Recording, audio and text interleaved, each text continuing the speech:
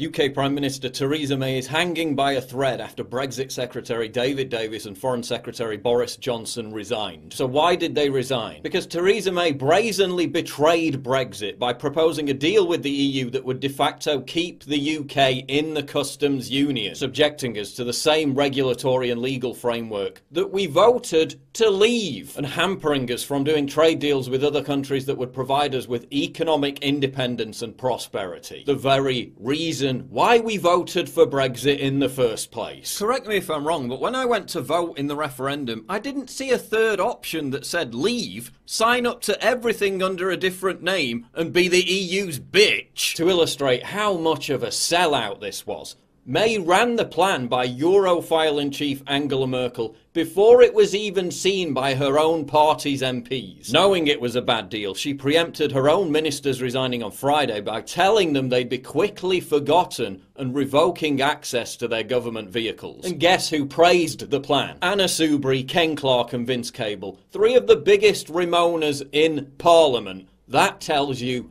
everything. As we warned all along, Brexit is being betrayed. Theresa May and her negotiators have cowed and rolled over to the EU at every turn. Her prime negotiator is a Remainer who in his Oxford days was a Soviet fanboy who defended Stalin and implied communism was preferable to capitalism. At this point, they're taking the piss. So what happens next? Well, Boris and Davis have indicated that they resigned not to force Theresa May out, but to force her to revise her disastrous Brexit plan, which, given that she's had 2 years to craft it and has delivered what Boris himself called a giant turd, sounds like a forlorn hope. It's time for Theresa to go.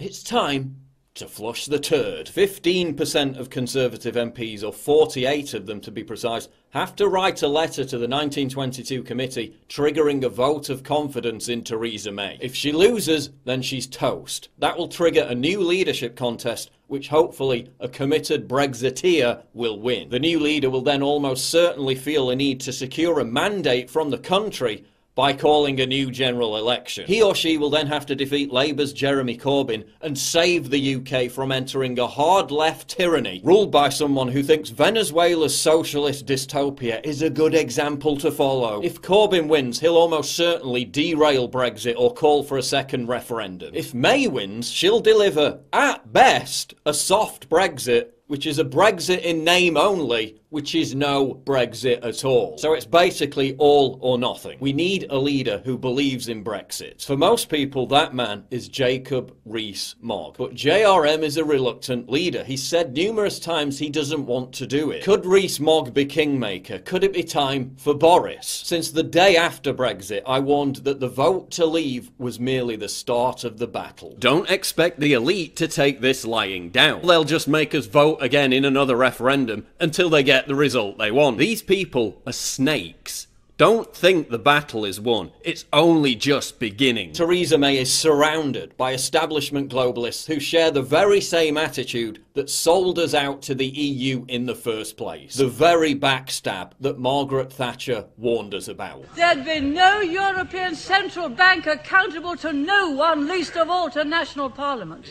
Because the point of that kind of European Central Bank is no democracy, taking powers away from every single parliament and being able to have a single currency and a monetary policy and an interest rates which takes all political power away from us. As my right honourable friend said in his first speech after the proposal of a single currency is about the politics of Europe. It is about a federal Europe by the back door. They have no interest whatsoever in delivering Brexit. They have no loyalty to this sovereign nation. So Conservative MPs have a choice to make. Is your loyalty to Theresa May's dreadful political legacy, a legacy that has betrayed 17.4 million people and the very notion of democracy itself? A legacy that has led directly to the UK's soaring violent crime problem. A legacy that has exacerbated the problem of mass uncontrolled immigration. A legacy that has eroded free speech and emboldened cultures hostile to our own. Is your loyalty to that worth more than your loyalty to your country? Is it worth more than your loyalty to the sanctity of democracy? Is your legacy going to be about how you sold out to Brussels, or how at this pivotal moment in UK political history you stood up for Great Britain.